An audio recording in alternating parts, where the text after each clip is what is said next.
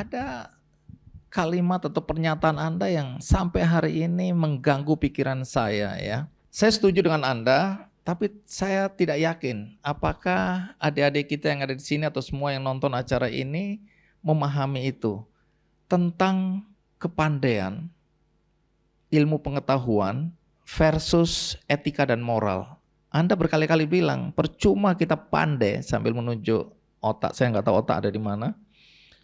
Kemudian kita menafikan hati kita, nurani kita.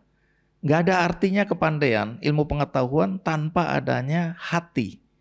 Apa maksud Anda? Coba bisa ceritakan ke teman-teman ini. Ya, saya selalu bilang nih sama generasinya Firman ini, saya bilang, kita ini harus bekerja dengan hati gitu. Kalau otak itu, pintar itu banyak, tadi saya sudah sebutkan di awal. Itu pintar banyak. Tapi apakah kau bekerja dengan hatimu, dengan kesungguhanmu, dengan betul-betul kau ingin mengabdikan sesuatu untuk berbuat baik, itu kadang-kadang yang ragu. Kau terus pengen berbuat, ya untuk sesuatu yang kau harapkan untuk kau dapatkan dari situ. Jangan gitu, ya just do it dengan baik, karena itu tugas kamu, kau ditugaskan untuk itu. Jadi orang kadang-kadang hanya bicara 2 kali 2, 4. Orang lupa 4 itu bisa juga 5 kurang 1. Jadi banyak variabel-variabel lain yang bisa terjadi di sana. Jadi saya titip pada Anda juga, ya jangan pernah merasa bahwa tanpa kamu lantas gedung ini nggak akan berdiri lagi. Kita nggak ada semua ini, jalan juga nih Tarumanegara ini. Ya, jalan aja. Jadi yang penting apa dalam era kita kerjakan dengan benar dan dengan baik dan kita berikan contoh. Karena saya nggak bisa berbohong kepada orang-orang dekat saya, nggak akan bisa saya bohong. Dia tiap hari ada dekat saya kok. Bagaimana saya nggak malu ngomong sama Firman, sama Singgi, kalau saya ya terima duit dari mana atau saya bikin bisnis dari mana, ya pasti tahulah dia. Apalagi saya bicara sama kalian seperti ini, masa saya nggak punya harga diri? Dan dalam hatinya dia lah, kau ngomong aja kau di situ gitu, kan bisa gitu. Saya nggak mau begitu. Saya punya kebanggaan juga. Pak Luhut, saya nggak tahu apakah Anda mengikuti atau tidak. Ya, ini berkaitan dengan nilai. Di media sosial ini, kita lihat bagaimana anak-anak muda flexing, ya, pamer kekayaan, menunjukkan bahwa harta itu adalah hal yang utama. Sehingga banyak teman-teman di kampus, di luar sana, anak-anak muda yang merasa bahwa ukuran sukses itu materi. Berapa banyak mobil mewah yang kita punya, berapa harga rumah kita, kemudian tentu status dan bagaimana kita membelanjakan uang kita secara luar biasa dengan naik pesawat yang mewah, kemudian bahkan punya pesawat juga dan hotel-hotel mewah.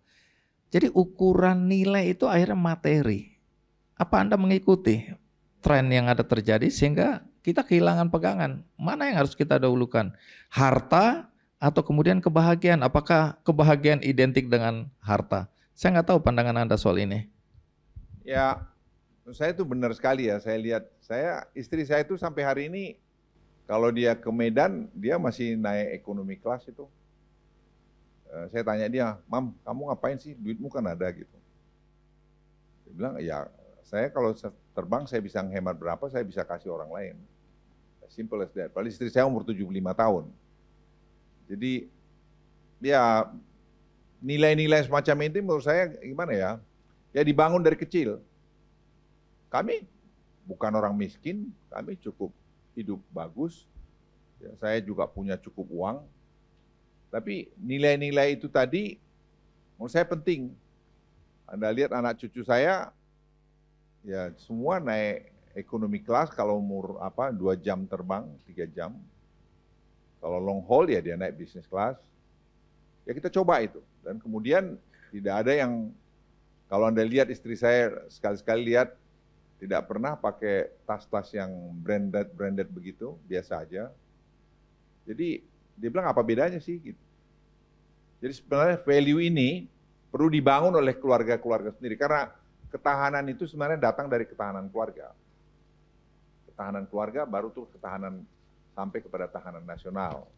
Jadi kalau dalam rumah tangga kita juga kita nggak bisa bangun untuk hidup apa adanya repot juga. Saya juga menikmati hidup kok, apa enggak. Jadi ya orang pamer mobil apa sih, mobil saya dari dulu ya gitu-gitu aja, nggak pernah ganti. Itu aja. Dan bedanya apa, saya udah pernah naik mobil yang mahal-mahal, sama aja. Jadi akhirnya tidak isu lagi. Fungsi daripada suatu barang yang kita perlukan tadi. Itu aja yang menjadi nilai buat kita. Dan ke cucu saya bicara, kalian anukan itu. Cucu saya V itu ya sama, kemana-mana ekonomi kelas. Noah begitu juga, Bara begitu juga. Jadi saya coba untuk mendidik mereka untuk memakai nilai-nilai yang berlaku umum. Dan saya kira kalian bisa, tidak ada yang nggak bisa. Baik, iya. Tunggu dulu, jangan tepuk tangan dulu. Tapi apakah itu berarti Anda bahagia? Saya sangat bahagia, Bung Andi. Saya tuh menikmatin betul karena saya lihat anak cucu saya baik-baik. Ya.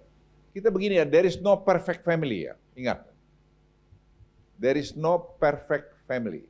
Nggak ada keluarga yang sempurna. Tidak ada keluarga yang sempurna. Jadi kita kesempurnaan itu di mana ya? Kesempurnaan itu di sorga aja lah. Ya, kapan kau mau sorga ya? Nanti dulu, jangan dulu sekarang gitu. Jadi kalau saya ya gimana ya? Kita syukurin aja apa yang kita ada di sekitar kita hari ini. Syukurin aja. Nikmatin aja apa yang bisa kita nikmati. Kita nggak tahu apa yang terjadi besok. Saya bilang tadi mystery of life. Apa saja bisa terjadi sama kita. Yang kita predik hanya begini, kadang-kadang beyond imagination kita.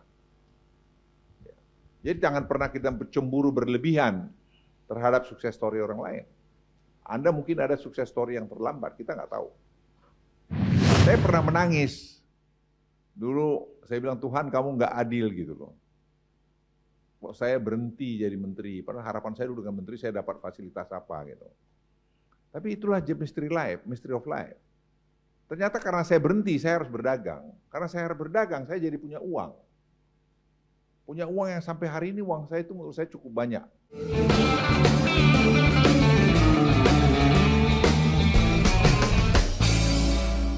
Jelajahi cara baru mendapatkan informasi. Download Metro TV Extend sekarang.